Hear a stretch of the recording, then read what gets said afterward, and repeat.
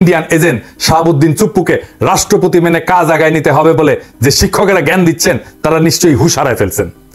এই চুপ্পু মুজিব বাহিনীর লোক, র ট্রেন্ড লোক, মুজিব বাহিনীকে র ট্রেন করছে। বাংলাদেশের প্রেসিডেন্ট যাদেরকে বানাইছে হাসিনা সব কয়টা র ট্রেন্ড লোক, আব্দুল হামিদও র ট্রেন্ড লোক।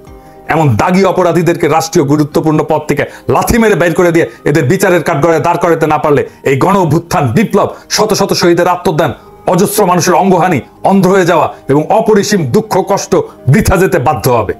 পতিত সরকারের রাষ্ট্রপতি চুপ্পু, ডিজিএফআই মহাপরিচালক খুনি মেজর জেনারেল হামিদ এবং কুখ্যাত ব্যবসায়ী একে আজাদকে অন্তর্বর্তীকালীন সরকার গঠনের সকল প্রক্রিয়া থেকে দূরে সরাই দিতে হবে। তা না করতে পারলে এই তত্ত্বাবধায়ক সরকার ব্যর্থ হবে।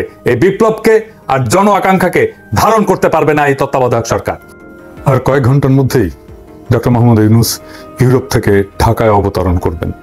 আমি তার নিরাপত্তার কথা ভেবে একটু বিচলিত বোধ করছি, কারণ শেখ হাসিনার নিয়োগকৃত গোয়েন্দা এবং শীর্ষ সেনা কর্মকর্তারা সবাই এখন স্বপদে বহাল আছেন। এই লোকগুলো যে শুধু স্বৈরাচারী শেখ হাসিনার প্রতি সহানুভূতিশীল তাই নয়, একই সাথে এরা ইন্ডিয়ার খুবই অনুগত এবং বিশ্বস্ত অনুচর। বাংলাদেশ সেনাবাহিনীর সাথে সার্বক্ষণিক যোগাযোগ রয়েছে, এই বাক্যটি দেশটির পররাষ্ট্রমন্ত্রী জয়শঙ্কর সেই জন্যেই আস্থার সাথে বলতে পেরেছেন। ডিজিএফআই এর মহাপরিচালক মেজর জেনারেল হামিদ একজন খুবই ধূর্ত, নিষ্ঠুর, দুর্নীতিবাজ অফিসার।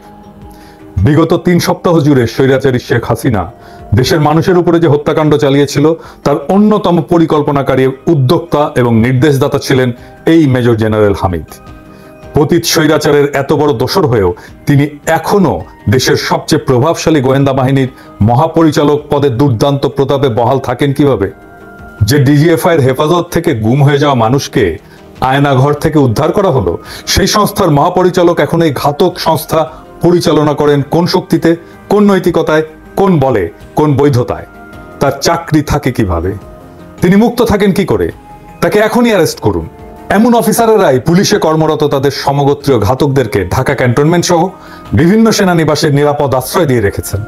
পুলিশের IG Abdullah Mamun, commissioner Habib, SB প্রধান মুনির, অ্যাডিশনাল আইজি আতিক, বিপ্লব এই সহ ডজন কুমার কুখ্যাত খুনি গ্রেপ্তার এড়িয়ে আয়েসে ঢাকা ক্যান্টনমেন্টে অবস্থান করছেন। আমার কাছে খবর আছে, গণ অভ্যুত্থান এবং বিপ্লবের প্রারম্ভিক সাফল্যের পর শুরুতেই যে সমস্ত কর্মকর্তাকে চাকরিচ্যুত করে অ্যারেস্ট করার কথা, মেজর জেনারেল হামিদ তাদের মধ্যে অন্যতম। লোকটা সেনা প্রধানের পূর্ণ আস্থা উপভোগ করে বহাল তবিয়তে ক্ষমতা ধরে রেখেছে। একই সাথে শোনা যাচ্ছে যে গণ অভ্যুত্থানের নেতৃত্বদানকারী ছাত্রদের সাথে অন্তর্বর্তীকালীন সরকারের রূপরেখা এবং কে প্রধান উপদেষ্টা, কারা কারা উপদেষ্টা হবেন সেসব বিষয় নিয়ে সমঝোতার নামে দর কষাকষি এবং নানা ক্রিয়া কৌশল অবলম্বন করছেন এই গোয়েন্দা প্রধান। অতি দ্রুত এই লোকটির বিরুদ্ধে ব্যবস্থা না হলে ডক্টর মোহাম্মদ ইউনূস সহ অন্তর্বর্তীকালীন সরকারের সকল সদস্যই অনিরাপদ থাকবেন। আয়নাঘর কারা বানিয়েছে? ডিজিএফআই তো। সেই আয়নাঘরের বন্দিরা যে একে একে ছাড়া পাচ্ছে সেটা কার কমান্ডে ছিল? ওর ছেলে ইফরাত জাওয়াদ, ইউনিভার্সিটি অফ টরন্টোতে পড়ে। 6 হ্যাডন এভিনিউ টরন্টোতে যে বাসা কিনেছে যে জেনারেল হামিদ, টাকা পাঠিয়েছে কিভাবে ওকে জিজ্ঞেস করেন। সব হিসাব আমাদের কাছে আছে, এক এক করে ধরবো। আরো প্রশ্ন আছে, গণ অভ্যুত্থানে নেতৃত্ব দানকারী ছাত্র নেতাদেরকে কেন যেতে হলো কুখ্যাত ব্যবসায়ী হামিম গ্রুপের মালিক একে আজাদের টেলিভিশন চ্যানেল 24-এ? ডক্টর মোহাম্মদ ইউনূসের সাথে কথা বলার জন্য সেখানে যেতে হবে কেন? এই বাটপাড়ের আতিথেয়তা কেন গ্রহণ করতে হবে? কোন কারণে? লোকটা যে খুনি হাসিনার মনোনয়ন এবং অনুগ্রহ নিয়ে তার 15 বছরের ফ্যাসিবাদী শাসনামলে বিজিএমইএ এবং এফবিসিসিআই এর সভাপতিত্ব করেছে, তাই ছাত্র নেতাদেরকে জানানো হয়নি কেন? এই সকল কুখ্যাত ব্যবসায়ীর কারণে যদি খুনি হাসিনার আমলে বাংলাদেশের সমস্ত ট্রেড বডিতে ভোটের মাধ্যমে প্রতিনিধি নির্বাচনের প্রক্রিয়া বন্ধ হয়ে যায়, গণতান্ত্রিক চর্চা বন্ধ হয়ে যায়, ফরিদপুর বাড়ি এই পরিচয় এবং প্রভাবে একে আজাদ সহ আরো কিছু ব্যবসায়ীর সাথে মিলে তাদের স্বৈরতান্ত্রিক কর্তৃত্বের অধীনস্থ করেছিল পুরো দেশের বাণিজ্যিক সংস্থাগুলোকে। রাষ্ট্রীয় মালিকানাধীন ব্যাংক থেকে হাজার হাজার কোটি টাকার ঋণ নিয়ে যারা ডেট সার্ভিস এবং ঋণ পরিশোধ করেনি কুখ্যাত ব্যবসায়ী একে আজাদ তাদের মধ্যে অন্যতম। হিসাব করে দেখেন। এর উপরে দৈনিক সমকাল, চ্যানেল 24 এই দুইটার মালিক। এই সমকালেই কাজ করত সেই লোক যে বলেছিল যে আপনার নোবেল প্রাইজ পাওয়ার জন্য এখন লবিং করা দরকার। আমরা নাম দিয়েছিলাম সমতেল, মনে আছে? তার মালিকানাধীন ফ্যাক্টরিগুলোতে শ্রমিকদেরকে ন্যায্য মজুরি দেওয়া হয় না, তাদের উপরে দমন পীড়ন চালানো হয় এবং বিভিন্ন গোয়েন্দা সংস্থাকে টাকা দিয়ে শ্রমিক নেতা হত্যার অভিযোগ আছে এর বিরুদ্ধে। দেশের সমস্ত বিরোধী দল যখন গত 7ই জানুয়ারির ডামি নির্বাচন বয়কট করে, তখন এই ভদ্র মানুষের বেশধারী দুর্বৃত্ত আওয়ামী লীগের বিদ্রোহী প্রার্থী হিসেবে ফরিদপুর শহর থেকে নির্বাচিত হয়েছিল। তারপরেও একে আজাদের বিজয়ী হতে সাহায্য নিতে হয়েছিল ডিজিএফআই এর বর্তমান মহাপরিচালক মেজর জেনারেল হামিদের। আওয়ামী ফ্যাসিস্ট দুঃশাসনের সাথে ওতপ্রোতভাবে জড়িত এমন সব ব্যবসায়ীদের কাছে আন্দোলনকারী নতুন প্রজন্মকে নিয়ে যেতে হবে কেন? যেখানে আমরা মনে করি 2014, 2018, 2024-এ অনুষ্ঠিত জাতীয় সংসদের সকল নির্বাচন বাতিল করতে হবে এবং এতে জালিয়াতি এবং বল প্রয়োগের মাধ্যমে যারা নির্বাচিত হয়েছিলেন তেমন সকল এমপিকে জেলে পুরতে হবে। 1983 সালে স্পেশাল বিসিএস দিয়ে মুক্তিযোদ্ধা কোঠায় মুনসেফ হিসেবে সরকারি চাকরিতে যোগদান করে। কর্মজীবনের শুরু থেকে একজন সে চরিত্রহীন, দুর্নীতিগ্রস্ত, অযোগ্য বিচারক হিসেবে সর্বমহলে নিন্দিত, ঘৃণিত ব্যক্তি হিসেবে নিজেকে প্রতিষ্ঠা করে। কর্মজীবনে এমন এমন জায়গায় সে নিয়োগ নিত যেখানে ঘুষ খাওয়া যায় এবং উচ্চ মূল্যে রায় বিক্রি করা যায়। ওই রকম জায়গাগুলোতে বা স্টেশনগুলোতে ট্রান্সফার হয়ে প্রভূত বিত্ত বৈভবের মালিক হয়েছে এই চুপ্পু। বিচারকের চাকরি থেকে অবসরে যাওয়ার পরে দুর্নীতির মহারানী শেখ হাসিনা তাকে দুদকের কমিশনার পদে নিয়োগ দেয়। এইখানে তার কাজ ছিল চাঁদাবাজি করা, এবং চাঁদাবাজি করতো এই আইনমন্ত্রীর সাথে মিলে, হাসিনার আইনমন্ত্রীর সাথে মিলে।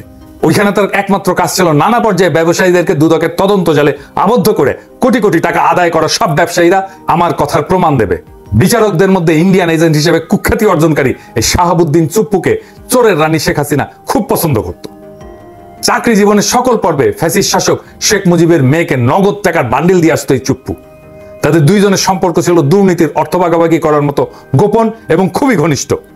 সাংবিধানিক পদ দুদকের কমিশনার হিসেবে সে অবসরে গেলে কারাল রানী তাকে লুট করা ইসলামী ব্যাংকের ভাইস প্রেসিডেন্ট পদে নিয়োগের ব্যবস্থা করে। সেখানে বসে চুপ্পু সারাক্ষণই দেশ লুটকারী এস আলমের নির্দেশ অনুযায়ী সকল ধরনের অন্যায় কার্যক্রম পরিচালনা করত। এই লুটেরের সাথে তার চুরি বাটপাড়ির সম্পর্ক বিচারিক জীবন থেকে শুরু হলেও দুদকের কমিশনার হিসেবে চুপ্পু এই কুখ্যাত ব্যবসায়ীর অপরাধ কর্মের অন্যতম ঘনিষ্ঠ সহযোগী হয়ে ওঠে। তার নির্দেশ অনুযায়ী বিভিন্ন ব্যবসায়ীর উপরে তদন্ত শুরু করে চুপ্পু তাদের সম্পত্তি, বাড়ি, জমি, ব্যাংক বা কোম্পানির শেয়ার এস আলমের কাছে কম দামে বিক্রি করতে বাধ্য করত। বাংলাদেশের সমস্ত ভিকটিম ব্যবসায়ী এর প্রমাণ দেবে। সফলভাবে অজস্র অপকর্ম সম্পন্ন করার পুরস্কার হিসেবে শেখ হাসিনা তার ব্যক্তিগত ব্যবসা বাণিজ্যের অন্যতম সহযোগী এস আলমের পরামর্শে চুপ্পুকে বাংলাদেশের রাষ্ট্রপতির আসনে বসায় দেয়।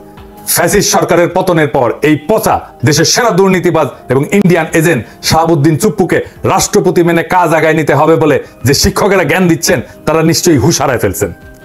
এই চুপ্পু মুজিব বাহিনীর লোক, র ট্রেইনড লোক। মুজিব বাহিনীকে র ট্রেন করছে। বাংলাদেশের প্রেসিডেন্ট যাদেরকে বানাইছে হাসিনা সব কয়টা র ট্রেন্ড লোক। আব্দুল হামিদও র ট্রেন্ড লোক। এমন দাগী অপরাধীদেরকে রাষ্ট্রীয় গুরুত্বপূর্ণ পদ থেকে লাথি মেরে বের করে দিয়ে এদের বিচারের কাঠগড়ায় দাঁড় করাতে না পারলে এই গণ অভ্যুত্থান, বিপ্লব, শত শত শহীদের আত্মদান, অজস্র মানুষের অঙ্গহানি, অন্ধ হয়ে যাওয়া এবং অপরিসীম দুঃখ কষ্ট বৃথা যেতে বাধ্য হবে। পতিত সরকারের রাষ্ট্রপতি চুপ্পু, ডিজিএফআই এর মহাপরিচালক খুনি মেজর জেনারেল হামিদ এবং কুখ্যাত ব্যবসায়ী একে আজাদকে অন্তর্বর্তীকালীন সরকার গঠনের সকল প্রক্রিয়া থেকে দূরে সরাই দিতে হবে। তা না করতে পারলে এই তত্ত্বাবধায়ক সরকার ব্যর্থ হবে। এই বিপ্লবকে আর জন আকাঙ্ক্ষাকে ধারণ করতে পারবে না এই তত্ত্বাবধায়ক সরকার। আমরা চাই এই সরকার সফল হোক, আমাদের সমর্থন থাকবে, কিন্তু আমরা চাই না আওয়ামী লীগের হাতে অস্ত্র তুলে দিতে। আমরা চাই না আওয়ামী লীগ এটা বলুক এই সরকার ব্যর্থ হয়েছে। আমরা চিনি কারা হাসিনার অনুগ্রহ পাইছেন। আমরা জানি বাংলাদেশে ভারতের স্বার্থ কারা রক্ষা করে।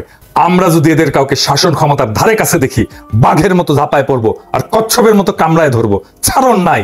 ইনকিলাব জিন্দাবাদ।